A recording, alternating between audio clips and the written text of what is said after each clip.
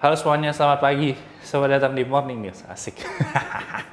Selamat datang di Lazy Gadgets dan hari ini kita baru aja tadi subuh, lebih tepatnya kita baru aja menyaksikan event Apple iPhone 12 dan juga HomePod mini, dan tentu aja barangnya tidak ada ya. Jadi tentu aja kita di sini hanya membahas barang tersebut dan gue akan memberikan opini gue terhadap barang tersebut, dan ini bisa bilang event Apple yang paling singkat. Cuman 1 jam 10 menit kalau nggak salah, dan disinilah kalian akan melihat generasi penerus dari iPhone 11. Jadi kita akan langsung mulai nih dari promosi dulu. Itu jangan lupa follow The Lazy Gadgets untuk berita lebih update setiap harinya, dan Lazy Titip official consignment store The Lazy Monday. Dan untuk yang pertama yang dirilis, kita dibuka dengan acara ini dengan adanya HomePod mini.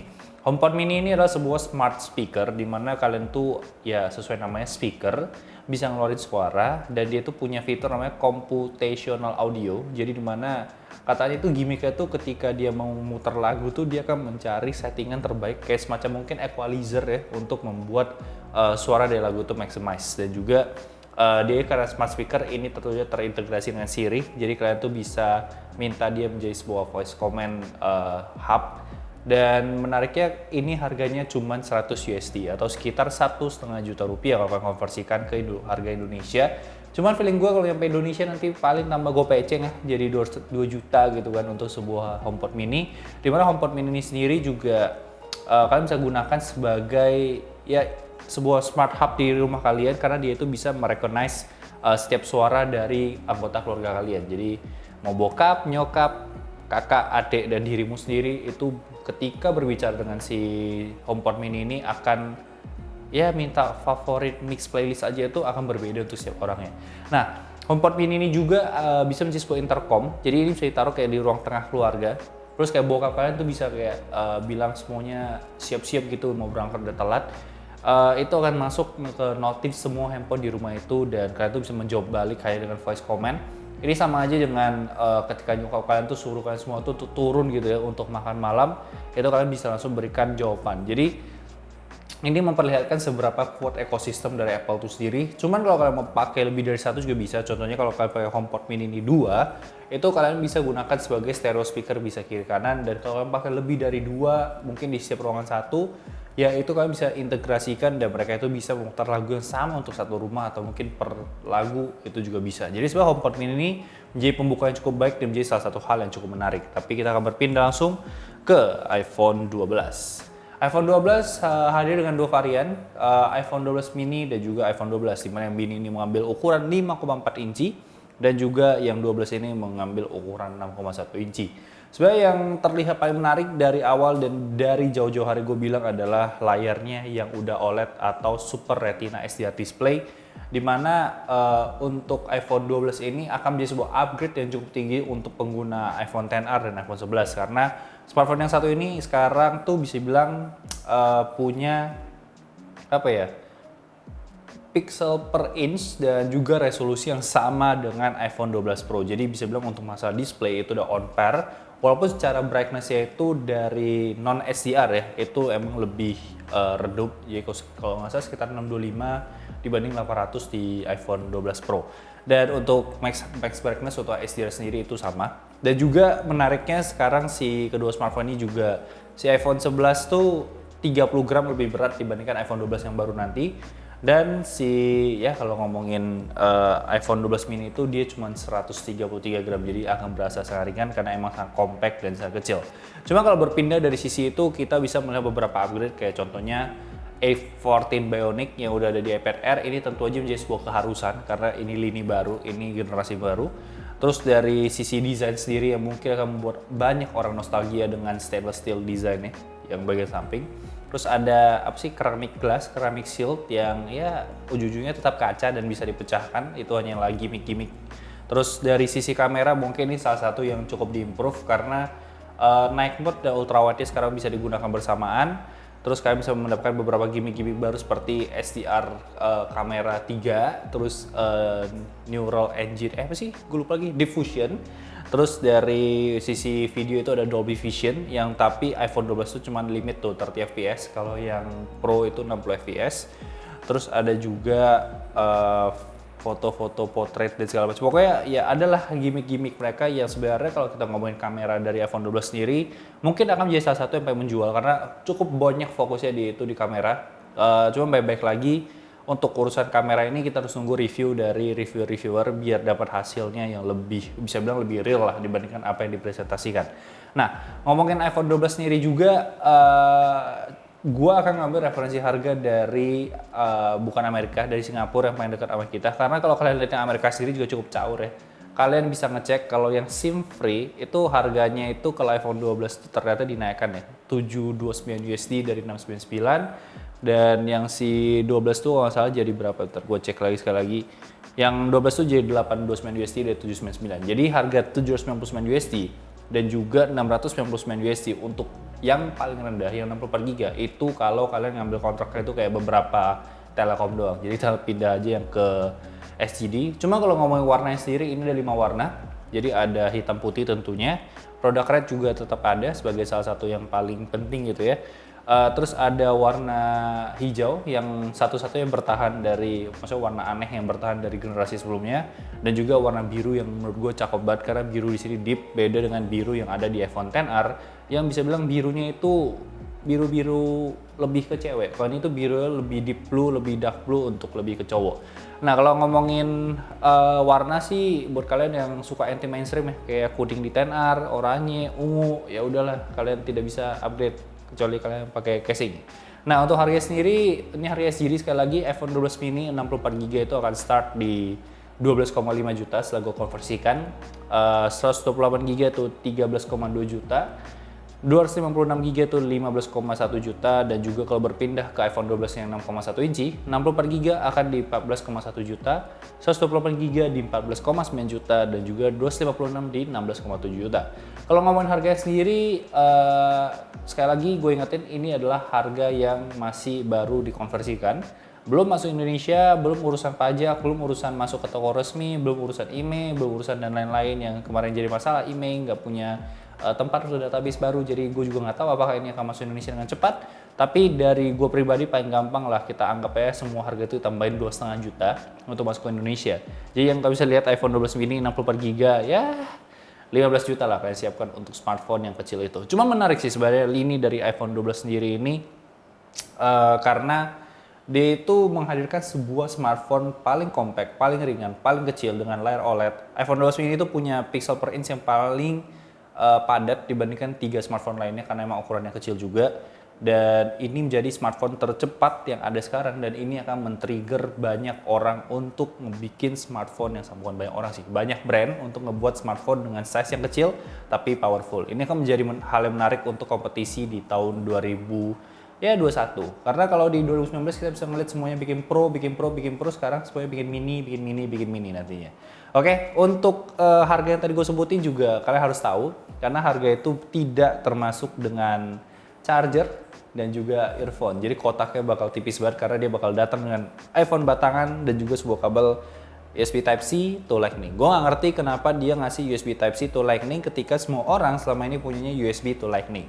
Jadi dia mau menghilangkan power brick pun, dia mau bilang kalian punya banyak adapter di rumah, itu kalian nggak punya USB Type-C. Bahkan gue pakai 6 port Aoki itu semuanya USB, nggak ada yang Type-C. Jadi tetap harus beli yang baru. Dan satu hal lagi untuk baterainya sendiri, gue kemarin ngecek juga iPhone 12 mini itu baterainya itu kalau nggak salah cuma sekitar 15 jam. Jadi karena emang size-nya lebih kecil, baterai yang lebih kecil. Tapi kalau iPhone 12 itu akan sama dengan iPhone 11 itu bakal di 17 jam. Jadi harusnya kapasitas baterainya itu sama. Oke, kita berpindah ke belum. Sebelum kita berpindah ke iPhone 12 Pro, ini tanggalnya untuk iPhone 12 yang 6,1 inci dan 12 Pro itu akan tersedia nanti di 23 Oktober di luar negeri. Kalau yang si versi yang mini dan 12 Pro Max itu baru ada nanti di bulan November. Kalau nggak salah sekitar tanggal 6 November. Ntar ada tanggalnya untuk nutupin gue. Oke, iPhone 12 Pro gue nggak tahu ya. Gue masuk ke iPhone 12 Pro, ini 11 Pro dan 11 Pro Max akhirnya langsung di discontinue. Dan dari upgrade-nya sendiri tentu aja dari sisi layar tidak ada perubahan sama sekali karena itu persis sama dari apa yang gue lihat dari spec sheet-nya dan segala macamnya itu persis sama. Cuman emang ukuran layarnya itu berbeda karena dari 6,5 inci yang Pro Max jadi 6,7 inci, terus yang 11 Pro itu dari 5,8 jadi 6,1 inci. Sisanya itu sama kalau dari spek tag-nya. Nggak tahu ya kalau ditaruh side to side. Cuman hal terbaru di sini tentu aja adalah LiDAR sensor yang ada di iPad Pro 2020 kemarin, di mana ini akan memberikan kalian pengalaman AR, terus kalian bisa dapat autofocus yang lebih cepat di malam hari, di low light, dan juga portrait yang jauh lebih baik karena ya bisa ya membagi hal depan dan belakang dengan ada night flare portrait yang kemarin gue lihat ya Oppo yang murah juga bisa ya. Oke, untuk ini sih bisa bilang flexing banget ya, itu adalah di Dolby Vision karena bisa 60 fps dan ini akan menarik banget karena kalau emang ini belum bisa dilakukan dengan sesuai apa yang dia bilangkan, semuanya bisa di shoot, diedit, dan langsung bisa di-share, ini akan sangat membantu untuk para filmmaker, sinematografer, bener gak sih sinematografer? Tapi tidak untuk orang-orang seperti kita yang tidak, mungkin nggak kepake sih. Maksud gue kalau kita emang udah punya set kamera, kita, maksud gue punya handphone pun gue nggak perlu sampai di titik itu untuk membuat video di luar negeri gitu. Cuman ini emang sebuah huge upgrade lah untuk kameranya. Terus dia juga punya Apple Pro RAW kalau nggak salah untuk foto RAW itu juga menjadi salah satu menarik. Cuma baik-baik lagi kalau urusan kamera ini gue rasa kalian harus balik lagi nunggu review dari siapa sih, dari reviewer lain. Tapi dari sisi kamera sendiri juga ada beberapa fitur kayak yang tadi gue bilang kayak night time lapse, terus ada portrait yang lebih baik, night mode di segala macamnya, itu semuanya ada, Smart SDR3 dan segala macamnya. Tapi dari sisi kamera iPhone 12 Pro Max sendiri juga itu dia optical stabilization itu pakai sensor shift. Jadi dia nggak pakai dual OIS, jadi dia beda sendiri karena teleskopnya itu emang beda kameranya dan untuk zoomnya itu 5 kali sedangkan yang lain itu 4 kali. Ini sekedar informasi untuk kalian. Dan sisanya ya kurang lebih sama smartphone sebelumnya, kecuali dari A14, sisi desain dan juga perubahan kamera itu sendiri. Untuk urusan baterai, iPhone 12 Pro itu, 12 Pro Max dan 11 Pro Max itu bakal sama di 20 jam, tapi yang iPhone 11 Pro itu bakal di 17 jam. Jadi 1 jam lebih cepat habis dibandingkan iPhone 11 Pro. Jadi dia harusnya pakai baterai yang sama dengan iPhone 12 biasa, karena sama-sama 6,1 inci. Mungkin karena layar yang makin gede jadinya dia lebih cepat ngedrain baterai ya. Sisanya ya 5G untuk kedua smartphone itu yang belum ada nyampe di Indonesia. Masuk ke varian warnanya, ada graphite yang akan mengganti space gray. Cukup menarik di sana warnanya. Terus ada warna silver, emas. Ini salah satu emas yang paling flexing yang pernah gue lihat di smartphone. Ini bisa bilang iPhone 12 Escobar Edition ya, emas bling-bling kecing-kecing, dan juga yang terakhir adalah warna biru yang akan menggantikan midnight green yang gue rasa menjadi salah satu warna paling populer di tahun ini. Untuk ngomongin harga, ini sekali lagi gue pakai warna harga SGD. iPhone 12 Pro itu bakal mulai langsung dari 128 GB dengan starting price-nya di 18 juta. 256 di 19,8 juta, terus ada 512 di 23,3 juta. Sedangkan iPhone 12 Pro Max 128 di 19,6 juta. 256 di 21,4 juta dan 512 tuh di 25 juta.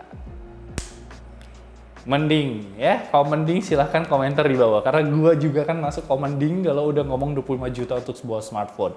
Cuma baik-baik lagi gua pribadi nggak punya justifikasi apapun untuk melihat iPhone 12 Pro Max ini, iPhone 12 Pro ini sebagai sebuah upgrade. Karena gue bisa bilang ini iPhone 11 Pro yang dikasih A14 naiklah performance naik berapa persen, 20-30%, kamera dibagusin dan juga desainnya kotak dan 5G yang nggak kepake untuk sekarang di Indonesia karena ya memang sebenarnya dari kameranya menarik, dari fitur-fitur menarik, cuman gue nggak tahu apakah orang awam akan menggunakan ini gitu loh. Gue rasa enggak, karena gue pribadi gue rasa ketika dia menjelaskan Dolby Vision dan segala macamnya yang mungkin orang awam nggak ngerti, gue juga ngerasa gue nggak akan pakai. Mungkin dia akan lebih baik dia menjelaskan 120 Hz selama 20 menit, orang akan lebih happy dibandingkan dikasih Dolby Vision SDR 10-bit dan bisa ngedit on the spot. Cuman baik-baik lagi mungkin dia punya segmentasi target marketnya sendiri. Kalau kalian tahu juga kemarin gue bahas, dia memilih antara 5G dan juga 120 Hz karena orang awam mungkin tidak peduli dengan 120 Hz karena tidak pernah pakai, terutama pengguna-pengguna iPhone. Next, terakhir kita akan tutup ini dengan MagSafe. Jadi Di kedua smartphone ini ada sebuah aksesoris baru, ekosistem baru lagi yang namanya adalah MagSafe, di mana MagSafe ini tuh bisa semua itu serba magnet. Ini sebab MagSafe ini kalau kalian tahu ini adalah hal yang ada di MacBook dulunya, cuman sekarang dipindahkan ke iPhone sebagai aksesoris. Di mana MagSafe itu full magnet, jadi kalian tuh bisa taruh casing, itu bakal langsung nempel dengan bagian belakangnya. Terus kalian bisa taruh semacam card holder di belakang, itu juga langsung nempel. Dan yang terakhir adalah magnetic charger yang bisa ditempel juga di bagian belakang. Di mana magnetic charger ini harganya sekitar berapa ya kemarin ya? 40 USD atau sekitar Rp600.000. Kelebihannya apa? Satu magnet, dua kalau ngecas bisa 15 watt. Karena kalau kalian pakai standar wireless charging itu mentok di 7,5 watt. Salah satu alasan mungkin ya kenapa si Apple tuh menghilangkan adapternya, karena mau semuanya wireless, dan juga dia kayak ada semacam case apa sih kayak dompet gitu loh, bisa nutup bagian atasnya dan bagian layarnya itu cuma nampilin bagian jam. Sebenarnya ini salah satu hal yang menarik karena semuanya full magnet, jadi gua melihat banyak possibility juga ke depannya. Mungkin ada aksesoris kayak case AirPods juga bisa ditempel di belakang segala macam. Kalian bisa ngeliat dari AirPower yang cuma 2 biji ya, jadi kayak itu chargernya lumayan lucu sih, jadi kayak cuma naruh Apple Watch dan juga handphone, dan bisa ditutup dan bisa dilipat, dan itu convenient banget buat dibawa. Terus kalau nggak salah Belkin juga udah bikin third party-nya, nanti akan banyak third party dan segala macam ya. Jadi itu aja sebenarnya bisa gue bahas dari iPhone 12, 12 Pro, 12 Pro Max, HomePod Mini dan juga MagSafe ini. Yang paling menarik menurut gue adalah di 12 mini ya, karena ini akan ngebuat banyak orang, banyak brand untuk ngebuat smartphone kecil yang compact tapi powerful, walaupun itu benar-benar kecil banget. Lalu kemarin waktu dia kasih iklan, yang dia kasih lihat orangnya tuh yang lumayan gede badannya. Kalau kita bilang sekonil lah, sekonil megang handphone tuh bakal kelihatan kecil banget, tapi compactnya menarik. Gue pribadi sangat tertarik dengan iPhone 12 mini, jadi lihatlah nanti ketika masuk Indonesia apakah akan cepat, apakah 3 bulan lagi atau gimana, gue nggak ngerti. Cuman ini akan menjadi salah satu smartphone paling menarik, dan ini event yang cukup menarik sih, cukup pendek, bahkan banyak detail yang kita nggak lihat. Contohnya di bagian bawah power tuh ada kayak semacam konektor yang kayak kelihatan buat ngecas Apple Pencil. Cuman nggak dibahas sama sekali, dan orang nge-assume itu untuk 5G antenanya. Oke? Jadi jangan lupa like, comment, share, follow Instagram kita di @lazygadgets untuk berita lebih update setiap harinya. Gue di Jordi Leonardo O-nya 2, dan jangan lupa subscribe. Thank you so much guys for watching, and I'll see you next time. Bye bye guys.